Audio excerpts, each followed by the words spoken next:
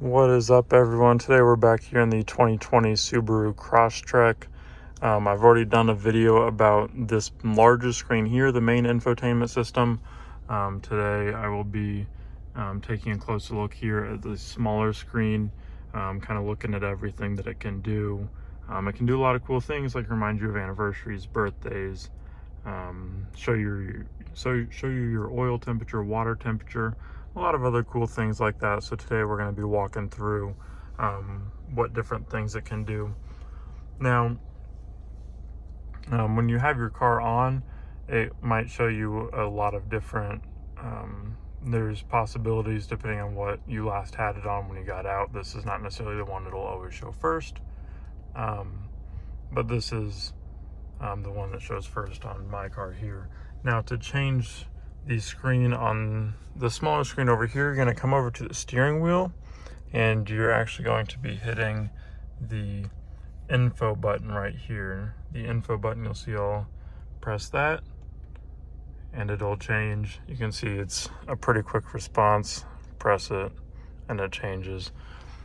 So I'll go ahead and cycle through the ones that I have just to give you guys a quick overview of them. So here we have oil temperature, average speed, water temperature. We have our weather here, radio. That radio one would also, if you had like CarPlay connected and had music playing, it would show you the title of the song. It would just say Apple CarPlay, all that stuff. Here we have our basic trip information, miles per gallon. You can see live time, live miles per gallon tracker. A green bar shows up there while you're driving. Switch to the next one here. If you just like the classic date and time, and then tells the screen here just tells you to push and hold the info button for the selection screen. But I'll go ahead, cycle back up here. Now this screen is kind of cool. I kind of like driving with this one. It shows you all the sensors around the car. As you can see here, it shows you that we have the headlights on, the rear brake assist, the eyesight, collision. Now, if any of these were obstructed, you would see those lines go away. The thing I like about this is that this is all actual real time. So you'll see here, if I put the turn signal on the car, it actually shows up there. Same thing with the other turn signal. Now, if I hit the brakes on the car, if you watch there on the back of the car, the brake lights come on. Same thing with the hazards, all that stuff. Now, if I were to like turn the headlights off, then the headlights would also turn off there. So that is kind of cool that it is actually reflective of what's going on the car. That way, if Subarus have very loud turn signals to begin with, but if you sometimes leave your turn signal on while you're driving, that might be a good screen to drive with, so that you can see that. But cycling through screens again, this one is another great one. I use this one when I'm off-roading, in the Crosstrek or in the Forester. It shows you which wheels are getting power. It'll show arrows there while you're driving. Also shows the incline of the vehicle. Both not very helpful when you're just driving along on the highway or anything, but kind of nice when you're out on like a mud road or a gravel road if you live somewhere where that's the kind of terrain that you encounter. Now notice that no matter which screen you go to, a few things always remain constant. The time, the climate control stuff, the mode, as well as the outside temperature. Those things always remain constant across this screen. So we'll go ahead and cycle through all these again, to this screen where it says push and hold info button for selection screen, and it shows you on the steering wheel where that is. So again, we'll go ahead and push and hold that. Now, once you're on here, you're going to come back over to the steering wheel to move throughout this, and you're going down here underneath the info and you're moving these buttons here. So this one is up, down, and select here in the middle, and you push them towards you like this. So we'll go over here. A few things that you can change here. Date. This is where your birthdays and anniversaries are that I was telling you about. Kind of cool. So here we have in our family's birthdays, which is kind of cool. Now, to set a birthday, this is a bit of a hassle. So here I'll go to, you can add up to 5 of them. I'll hit the select button here, saying that I want to add a new birthday. Now, hit select again, and then it'll let me move up and down for the month. So let's say we're going with May, and then I hit select once I have the correct month, and then I hit the up arrow, or no, rather the down arrow goes to the day, and I hit select again, and then I'm moving the date. So I can go like this, move all that. Say May 3rd is the birthday we want, then we hit select, and then we hit the down button again, and then you can hit select, and you can start cycling through and add a name.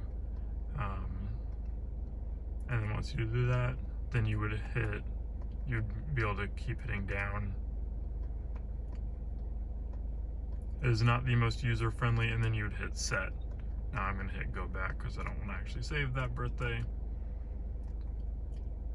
You could also do an anniversary, same setup as the birthdays.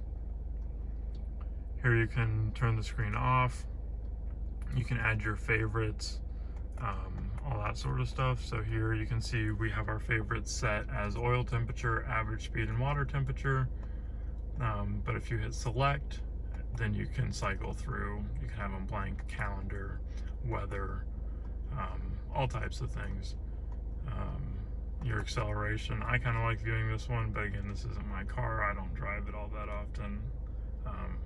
But in my 2015, I have the acceleration thing always pulled up. I just kind of like viewing that one. Angle, again, weather, all that sort of stuff.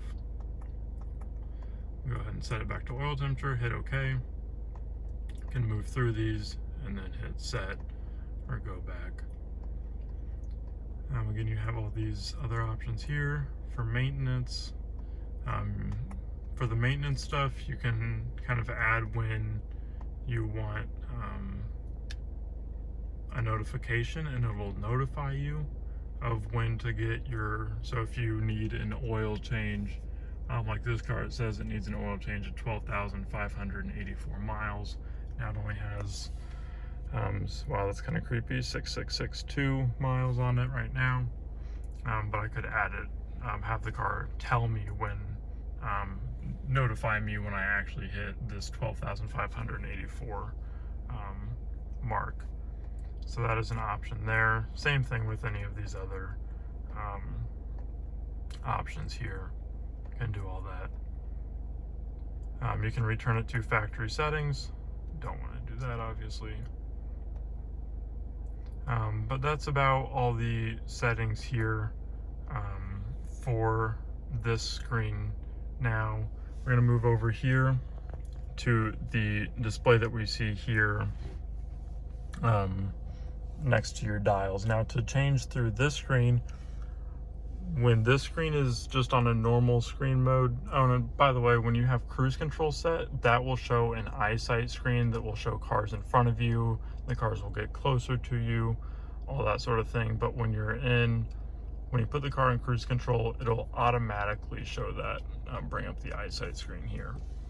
Now, when this is in a normal screen, we'll come over here, and now these buttons here will change this screen. So we can cycle through, can look at your averages, your tire pressure, that'll only show when you're driving. The car is equipped with auto start stop. It'll show you how much gas you have saved on this specific trip, how long the engine has been shut off using auto start stop. This is personally my favorite, digital speedometer. We'll go back here. So it says pull and hold I/set switch for menu. So again, that is this middle one here. You pull it towards you.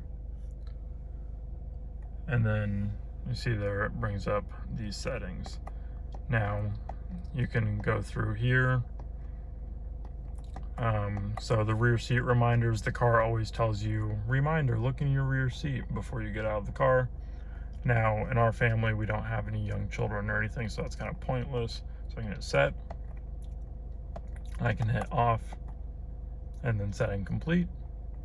And now it won't say look in your rear seat every time we get out of the car, which has always been kind of annoying. Now, you can change your different sounds here. You can change the characteristics of your cruise control in here, which is a pretty popular one to change. So if you want your cruise control to be less excessive when it accelerates, then you can dial that down a bit to comfort, economy, or you can do dynamic, which is, you know, the more sporty one. So we'll go ahead and just hit go back.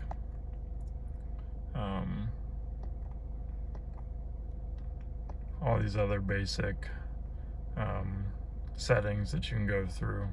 But you can see down here, it does tell you select, enter, or select using these different controls down here. Like I said, again, you're pulling them towards you when you're doing all of that.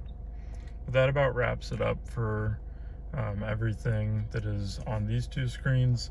Now to get it back to how it was, it just goes back on its own after a while, or you can just hit go back. Again, you have all these other options in here, like vehicle settings, default settings. You don't, if you wanted to reset everything, if you'd been toying with it and then realized you liked everything how it was better than how you had messed it up, then you can just hit reset. Don't want to do that. But like screen settings, welcome screen, goodbye screen, those are all kind of cool, so I want to leave those on.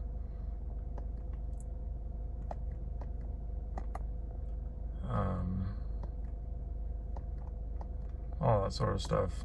You can change warning volumes. Already did the rear seat reminder.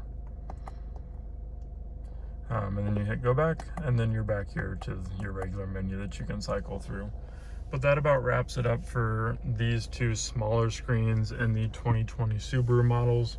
If there's anything I'm missing, please feel free to let me know down in the comments. If there's anything else that you would like to see, again, please feel free to let me know down in the comments. Like I said, we have 2020 Crosstrek here. We have a 2020 Forester with sat nav with that option.